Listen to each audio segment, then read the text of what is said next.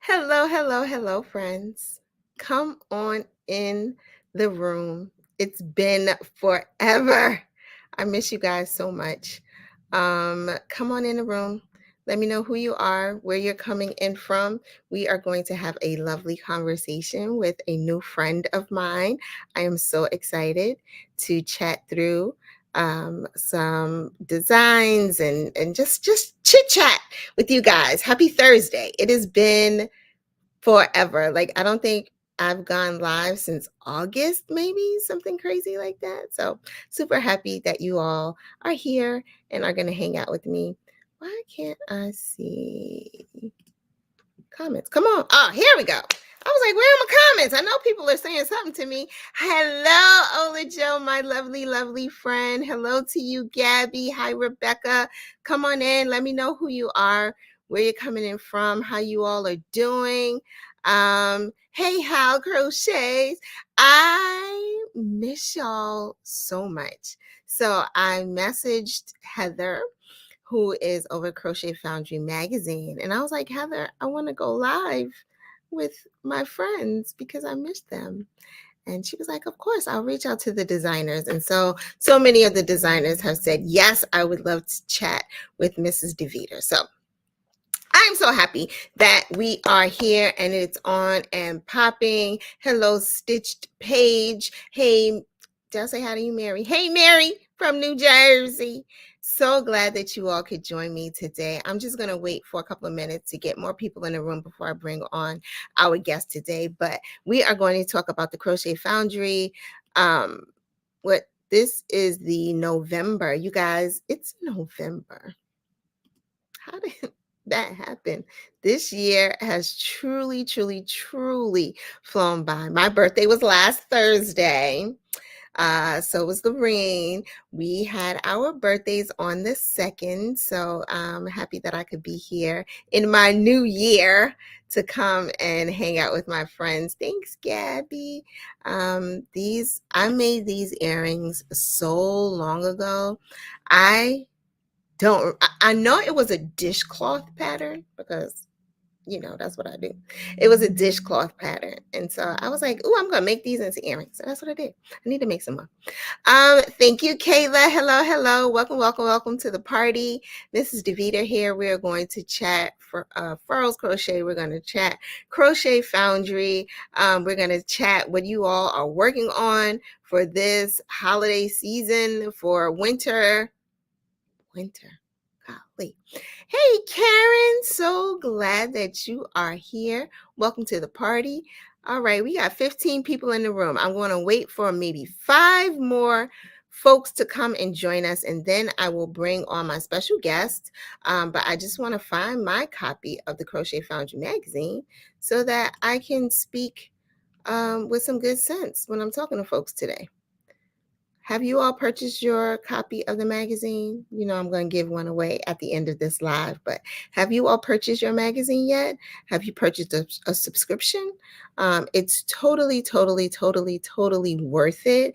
Definitely something you need to have in your arsenal. Where is it? I absolutely love the direction that the magazine is going in. Shout out to Heather. This month's cover. Have y'all seen the cover of this magazine? Honey, it is absolutely beautiful. I love, love, love the sweater that's on it. I love, love, love the model that is modeling. It's cozy crochet. 8 snuggly crochet patterns. It's got some tips in there. Shout out to Dark and Twisty housewife Tori. Shout out to you, my love. She is in the magazine this time around. My good friend Kelly is in the magazine. Love my peeps. I'll be chatting with him soon. It has some really great designs in here.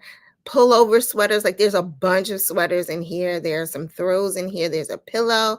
And today we're going to be talking to the designer behind the Sharon River slipper socks. So we love a good good, easy pattern. And I love slipper socks. I think they are great for this season. Something that you can make for everybody on your Christmas, Hanukkah, winter, Kwanzaa list. So really excited to chat with Kira today. All right, I am going to bring her on this live. Hello to everyone who has joined. Lindsay, Sunita, I'm sorry if I pronounced your name wrong. Hello, Hope, darling. So glad to see you. I know we need to talk. Lord have mercy. Life be lifing. We got so many friends in the room. Thank you guys so much for joining. All right. Welcome, Sierra. Nope. I knew I was going to say it wrong. Kira, all the way from England. Hello there. Hello. Hi, everyone from Ireland. Ireland. Sorry. So here's the thing. We're both having a day like that. I Like haven't had any coffee this morning. I'm like all over the place. She is from Ireland, you guys. And it is, what time is it in Ireland? 4 p.m., 4:05 now. 4:05. So we are truly international today. We are all over the map, and I am so happy to have you here, Kira. Think Keira Knightley, but even sexier.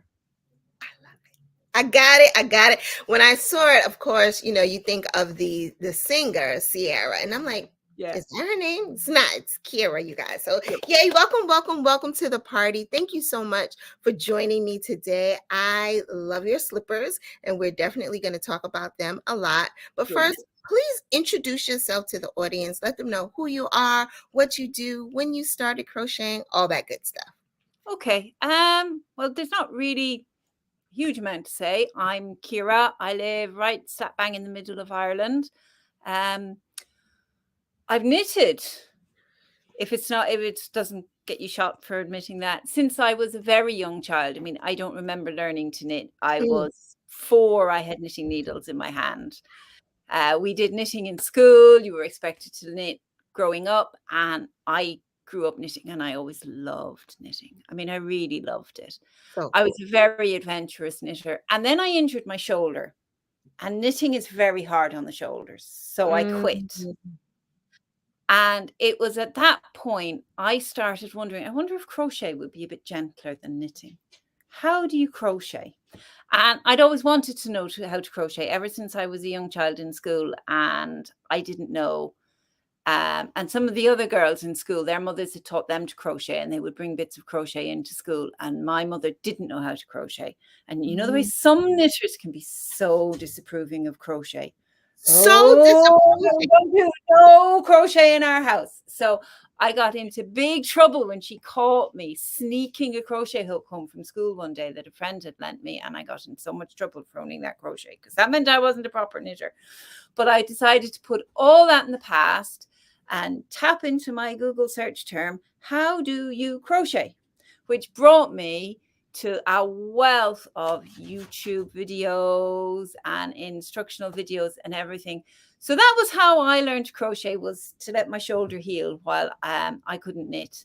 And I've been a crocheter ever since.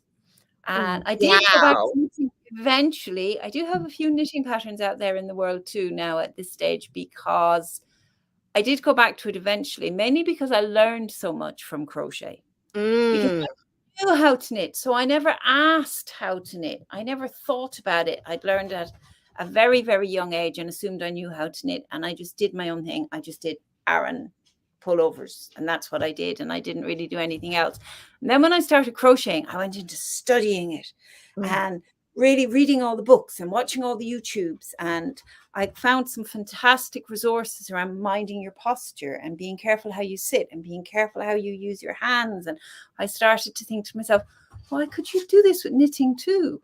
So in the end, I did go back to knitting as well, but I will never give up the crochet. I'm just proudly bisexual for the rest of my life. And that's how I learned to crochet, was because of a shoulder injury that stopped me knitting, and no regrets. I absolutely love it. Wow. What Yeah. a story. From your perspective, why do you think there's such like a angst in the knitting community for crochet? I think in some ways people stand up for what they know. Mm, So people who only knit just get a bit defensive because they can feel like, oh, there's so much crochet, but I can't do that. I'm going to be a bit defensive. And I think crocheters who can't knit can mm, feel a little bit the same way. They're mm, very similar skills. And I think anyone mhm. who's really good at one, they might always have a favorite, but they could probably be good at the other two. Yeah. Um, I think they're very similar, but they're very slightly good for different things. I would never knit a blanket. No? Crochet blankets all the time. I never don't have a blanket on the go, Uh-huh. but I would never knit a blanket. But there's a few garments I wouldn't try and crochet because Mhm, knitting gives you a finer fabric and knitting is just better for some kinds of things that you might wear. mhm, mhm, So it's nice to be able to do both, but if you can't, it doesn't really matter because you can do most things that you can knit, you can crochet and vice versa. So mhm, you can mhm, pick one and do only that or pick both. But I think certainly when I was growing up, there was this very traditional thing that knitting was what everyone learned in school and you just learned to knit and you were expected to learn to knit and heaven help you if you didn't. The nuns would be there with their ruler and you'd be getting a rap on the knuckles for not doing your knitting right. But crochet was like a luxury craft. Crochet was all about Really? and very fine work Mm, that was very posh. So you would crochet your ornamental doilies if you didn't have a lot of children and you'd lots of spare time and you could afford those kind of luxuries. So people like my mother would disapprove of that because we didn't do that kind of silly luxury stuff in our house. It was all about the practicalities, you know. So that's where I think maybe some of those real old-fashioned ideas mhm. still kind of people haven't thought them through fully, but maybe they just picked them up from long ago that people kind of thought like that and still carry them through. But it's all a bit How silly. interesting. Like, I've never had the opportunity to ask someone, why they thought there was such a disparity between the Yeah. two. So, crochet was seen as luxury. That's so I think interesting. I think it was long ago. I don't think it is anymore. Right, Most, right. I think long ago it was. Wow. So interesting. Thank you so much for sharing that story. Now, I saw a couple of people in the comments saying, so you learned to knit in school? Hmm. Yeah. Wow. I don't know about anybody else. If you all in the comments can share, did you learn to knit in school or crochet in school? Because I certainly didn't. I think, that was something that we did at home, not necessarily something that we did in school. So I think it's so cool that that was a part of, your education. That's really dope. We learned to knit in school, but I have a couple of, I'm in a group for designers, and there's a couple of Finnish designers in the same group, and they all learned to crochet in school. So in Ireland, we were learning to knit, but in Finland, they were learning to crochet of designers about the same age as me. So I think it's really interesting the Mhm. little differences. Yes, like in the States, like well, for me, in New York, that was not a part of our education Yeah. at all. Like, not a part of it. Even like I didn't when I had home ec, I didn't learn to cook in school. I did woodwork, I did ceramics, but not, any other handcraft. So that's really interesting. Thank you so much for sharing that. That is so cool. Now, I don't know if anybody else has ever watched this show. It's called The Midwife. It's on BBC. It's on Yeah. Kiara. When I tell you the knitting and crochet Mhm. that is in that show. I Mhm. just finished the last episode of the entire 12 seasons, and I was like drooling every episode, like, oh my God, look at all of this stuff. It was so amazing. Did you watch the show at all? I'm more of a Walking Dead person than a Okay, called midwife person. okay. Um, but I have watched little snippets of it here and there, and certainly it's worth watching for the knitting and crochet. I believe if you go back in time, like 100 years ago or more, midwives used to be the knitting and crochet teachers because they would come and teach you how to get ready for your baby, and they would Mhm, teach you how to make the baby blankets as part of that. mhm, So we have all these little traditions, like our little yarn snips are in the shape of a stork.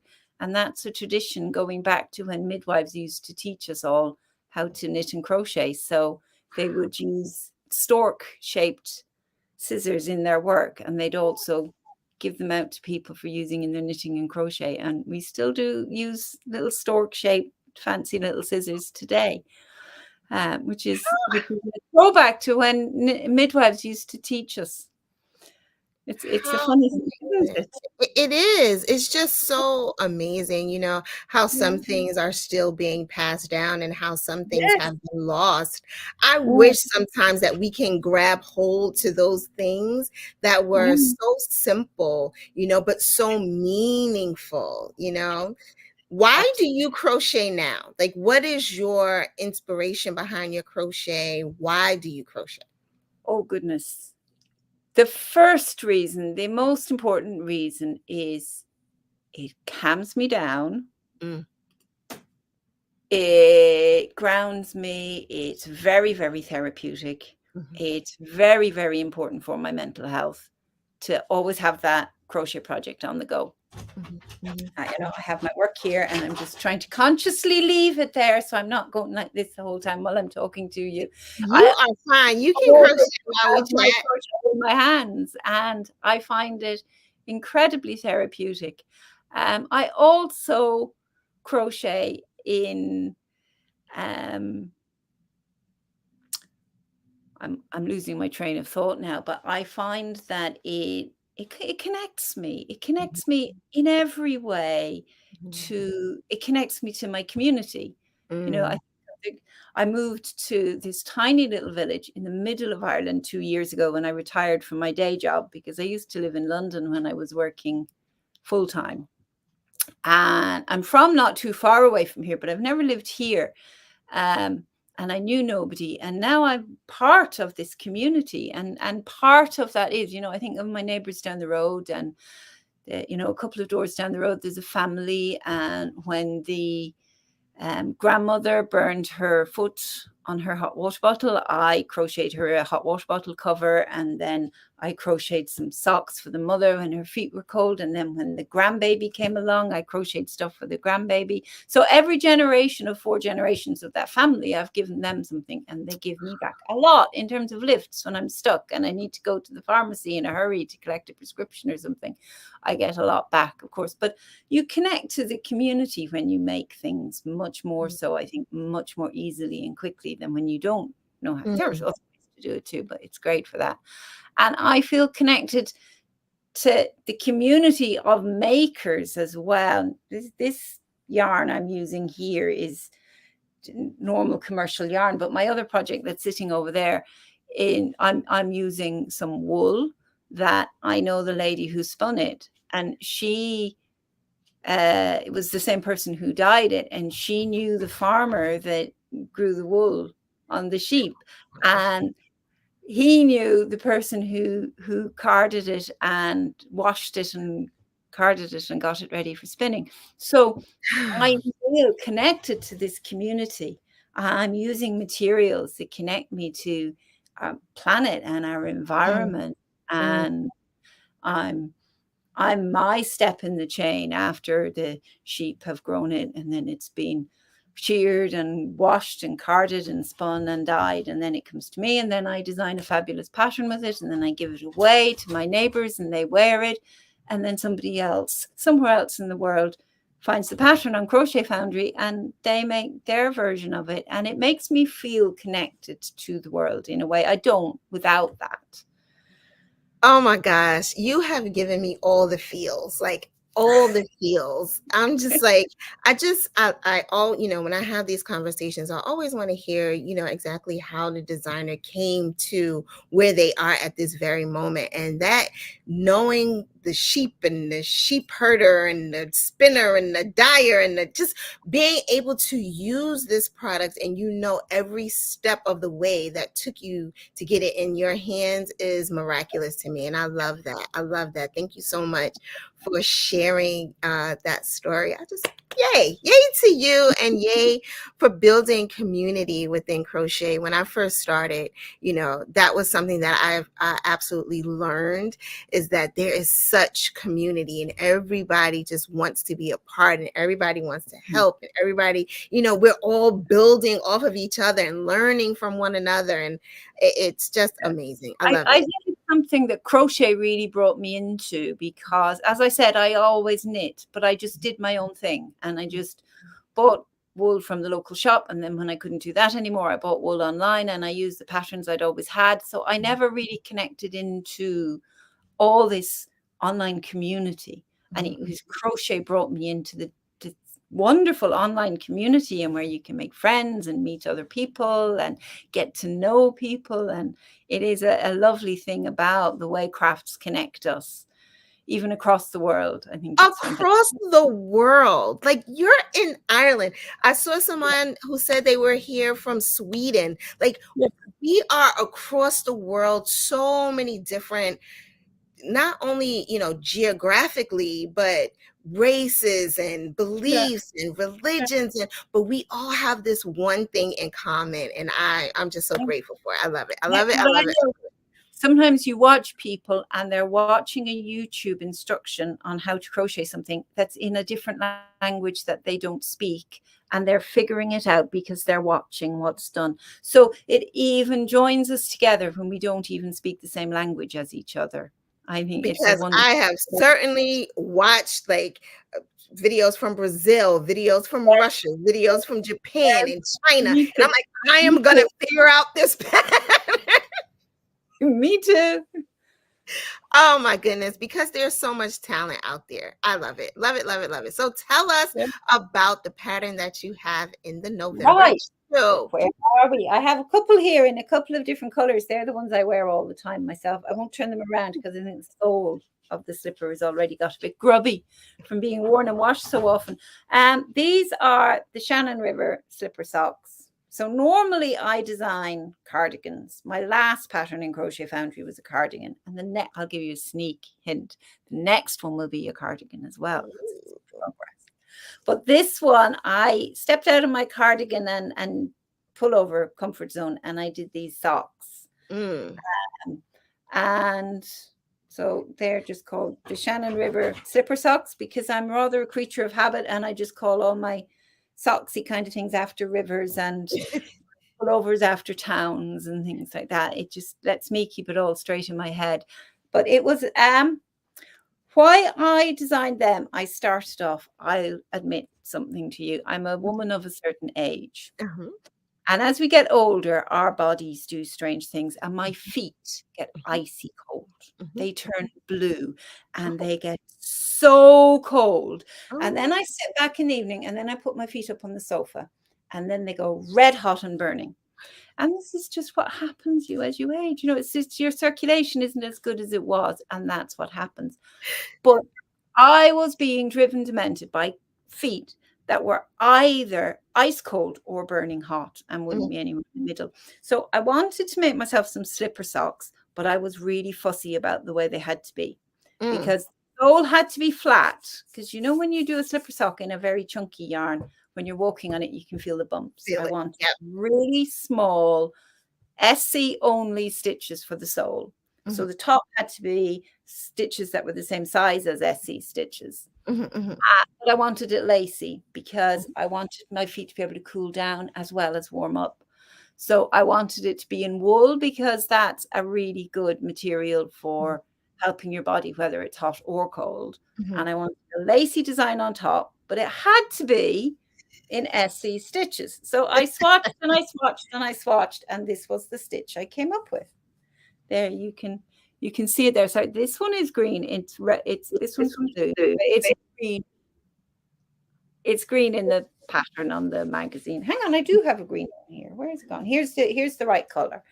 So it's this lacy stitch, which is just a little shell of 3 pretty. And it means that then when we turn it around to the sole, it's just absolutely flat and comfortable to walk on, because it's all just SC stitches. Wow. So how is the sock constructed? both. You start with the toe and you make, it's too many years since I went to school, an octagon, isn't it? It's 8 point circle. You make an octagon, and which size you're making depends on how many rounds you do there. Okay. Because you can literally keep going and make it wider and wider for however wide your feet are. But there's 3 different sizes in the pattern for narrow, average, and wide feet. But if your feet are even wider than that, you can just do another few rounds there and follow what the pattern says for the increases. Mm-hmm. And then once you have the toe, so it's going to be wide enough, you just go around and you work from the toe to the heel. Then it's an afterthought heel. So you just do a chain and skip loads of stitches and you just leave a hole in it. Mm-hmm. And you go up the leg, finish it off, go back and fill in the heel with some more SC stitches. So it's all SC stitches and a few chains. You skip one and chain and then put your little shell into that chain when you go back, which makes a lacy effect. So it's very easy and it really works. And if your feet are like mine and go from hot to cold to hot to cold in an instant, they really are good at keeping nice and and simple stitches. Flicks all night without worrying about your feet being uncomfortable. So someone wants to know, how long did it take to crochet the pair of socks?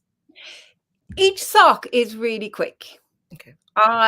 If I sat and made one and did nothing else, I could do one in a day to make one sock. So I could make a pair of socks in a weekend. But the truth is I probably have to walk the dogs and cook the dinners and all that kind of thing. So I would probably make one sock in a weekend and then make the other sock the next weekend. Got it. I had a question and it just left my brain. It was about the sock. Oh, good Lord. Oh, you said you used wool. Could you use like a wander yarn or any other acrylic? You can't. You could use any yarn that will work to gauge. Okay. As with any pattern, you know, the creativity of the designer is only half the creativity. And once you're making the pattern, you can adapt it in any way you like. The yarn that we actually used was a superwash wool, I think. But if the yarn works to gauge, it will work. So you recommend a gauge swatch? I always recommend a gauge swatch. I know designers get boring. You have a gauge swatch, and once you've done the gauge swatch and you've got that information, you're free to do what you like with it. My friends know how much I dislike gauge swatch. Don't tell anyone. I know. Do you gauge swatch when you knit? I never did, because I always remembered my mother telling me when I was a very small child not to, that it was a waste of time. And it's one of many things, once I went into crochet and really started taking it seriously, that I learned the hard way. If you want a garment to fit, you gauge swatch. If you're making a origami, I never say that word right. You know what I mean? You're fine, dolls and amigurumi. You don't need to swatch. It's fine. If you're making a garment, you must swatch, because it's the only way to check that it's coming out to the same dimensions and it's going to be the size you want. If you're making a blanket, that sits somewhere in the middle, because a swatch can still help you check that it's the texture you want and the stitch you want. Check everything looks right before you get started, and then you don't end up frogging something that's feet long, because you stop and ask yourself at that stage, is this really what I want? So even for a blanket nowadays, I would swatch now.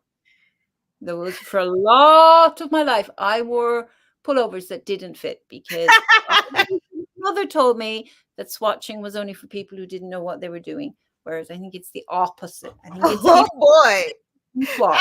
I would love to meet your mom. She sounds. I know. I think the secret for me is, think of what you're going to use the swatch for, because otherwise I just get too ADHD and I can't focus on it because it feels pointless. So I asked myself, what am I going to use this for? Is it going to be a pocket lining? Is it going to be a little bag for my phone? Is it going to be an artwork? And I'll just pin a load of different swatches to a cork board in my kitchen to be decorative of all the patterns I've done. Right. Think of something to use swatch for, and it won't feel nearly as much hard work to do it. That's smart. That is smart. Thank you for that. So another question, socks often call a yarn with some nylon. Is that important?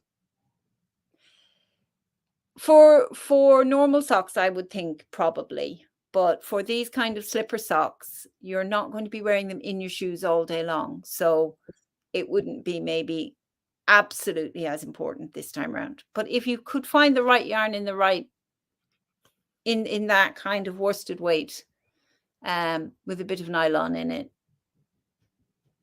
it might help them last a bit longer. Cool. So nylon, so you said you wouldn't be wearing those in shoes. Nylon protects your feet or something? I don't know. Nylon just stops the sock wearing out.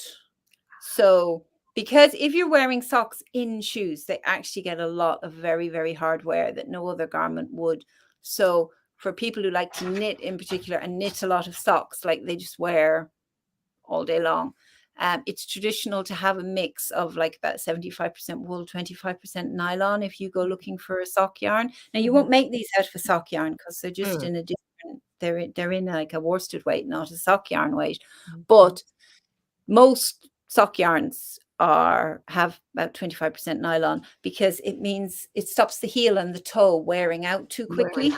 If you made socks in like just merino wool, they would feel gorgeous, and after 10 wears there'd be a big hole in the toe. That's the problem, they'd wear thin too fast. So the nylon stops that happening, but then on the other hand, nylon is not good for the planet. But you can get some lovely sock yarns where the nylon is all made of recycled plastic bottles. I like buying that kind because I like thinking about what's the impact on the environment of this yarn. So I like buying the sock yarn with the recycled nylon in it. They make it out of just plastic bottles. Someone drank their Coke and then put it in the recycling, and then it ends up in your yarn. It's really quite strange to think, isn't it? I know, right? You can get pure wool sock yarn as well that just mixes, say, 75% like a nice soft wool like a merino, but with about 25% something much more robust like Galway wool or blue-faced Leicester. They might be more breeds this side of the world, but there's some types of sheep give very, very hard wearing wool that's not soft and comfortable, and you wouldn't like the sweater. But if a little bit of is mixed in with the soft wool, it can be great for socks. Got it. That was really, really helpful. Thank you so much. This has been such an amazing conversation. Like, I have learned so much, and I'm so grateful that you created this beautiful pattern and you have more coming. Yeah. How can people follow you or find you on social media or website? I'm on Instagram as the Fairy Thorn. So I'm going to put it in the comment section. So Yeah, brilliant. It's just the Fairy Thorn. Fairy Thorn. Okay. And I can be found on Ravelry as either the Fairy Thorn or as Ciara Doyle. Fairy Thorn or Ciara Doyle. Cool. And what? Find me. Oh, cool. So put it there. Just typing it in so everyone can find you. Yay! So there we go. Ciara, thank you again so much for chatting with me this It's been a real afternoon for you. Yes. Yeah, super cool. What is your favorite thing to crochet for the holiday? Like, what are you going to give your neighbors? Probably hats. Because they're so quick and easy. Yeah, probably there's 3 or 4 people that I have some balls of yarn put aside. That'll be a hat for that person, and that'll be a hat for that person, and that'll be a hat for that person. And then a few ornaments as well. Maybe sometimes it's fun to do something a little bit just festive and fun. Mhm. Nice. Nice, nice, nice. Well, I hope you have an amazing remainder of the year. I'm looking forward to seeing your other patterns, hopefully, next year, all that good Yeah, stuff. And we will definitely go live again and chit chat and catch yeah, up and, yeah, continue to learn from one another. Always something that I indeed. love. Yeah, love, love, love, love, love. Now, because we got to give the folks something. People were very active in the comment section today, so I am just going to scroll your comments. And Kiara, you tell me when to wait. Let me get it rolling here. You tell me when to stop, and I will You give started. whoever. Stop. Okay, I couldn't see what you were get doing. somebody. I'm seeing a slightly Ah, different screen, did I but get so I somebody? hope Oh that works. gosh. Okay, here we go. Karen, if you have Karen, not already received it, congratulations. You are the winner of a copy of the November issue of the Crochet Foundry Magazine. Just email support at I think we're doing support at furlscrochet.com. Let them know that you are today's winner. If you already have this issue, we will give you the next issue because you've already gotten this one. So, congratulations to you, Karen. Thanks so much for hanging out with me. Had the opportunity to meet Karen earlier this year. We were at a fashion show together. Also, got the opportunity to meet Ola Joe in person.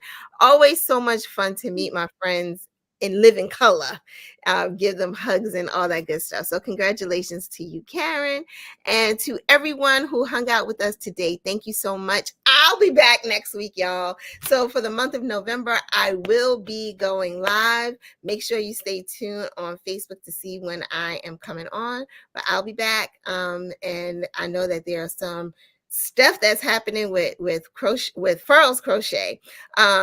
So yeah, we're excited about all the things that are to come for the end of this year. Black Friday is coming. They always do something super cool for Black Friday. So we're looking forward to it. Thank you again, Kira, for hanging out with me. And I will see you all very soon. Bye, everyone. bye everyone. Bye bye.